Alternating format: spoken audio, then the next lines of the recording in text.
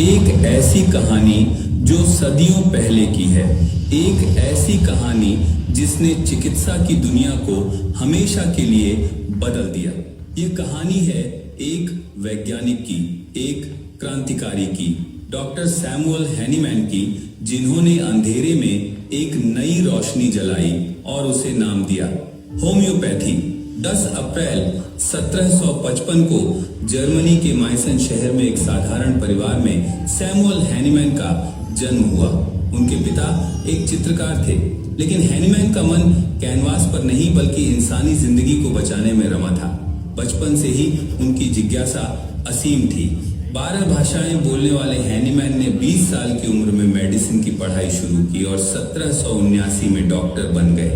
लेकिन उस समय की चिकित्सा पद्धतियां उनके दिल को चीरती थीं।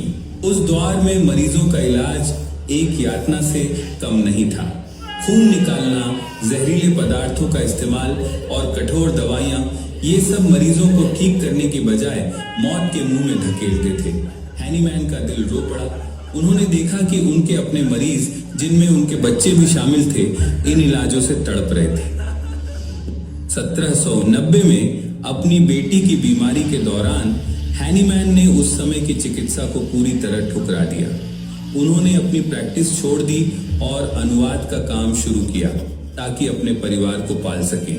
लेकिन उनकी आत्मा अभी भी एक सवाल से बेचैन थी।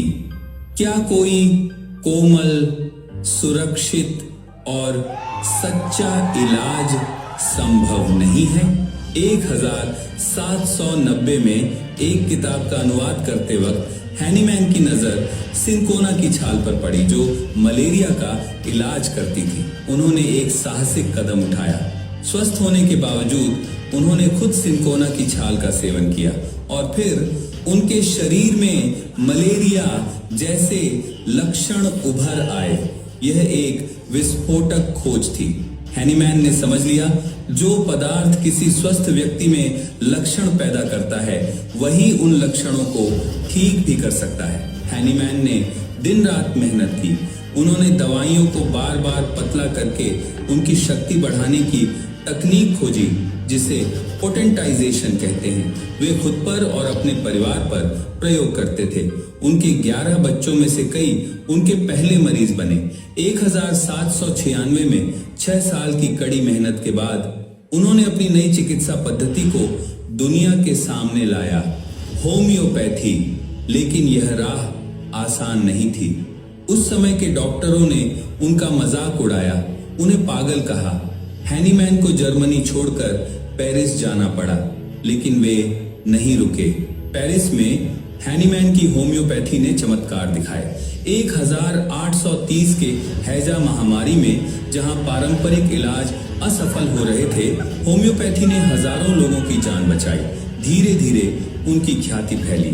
उनकी मृत्यु 1843 में हुई, लेकिन तब तक होम्योपैथी यूरोप से निकलकर विश्व भर में फैल चुकी थी। आज विश्व स्वास्थ्य संगठन के अनुसार होम्योपैथी दुनिया की दूसरी सबसे बड़ी चिकित्सा पद्धति है। भारत में 10 करोड़ लोग इस पर भरोसा करते हैं और वैश्विक स्तर पर 50 करोड़ से ज्यादा लोग इसे अपनाते हैं। सैमुअल हैनीमैन ने हमें सिखाया कि सच्चा इलाज वही है जो कोमल हो, तेज हो और स्थायी हो। उनकी यह ज्योति आज भी जल रही है और इसे और तेज करने का काम कर रहे हैं वे लोग जो होम्योपैथी को हर घर तक पहुंचाना चाहते हैं।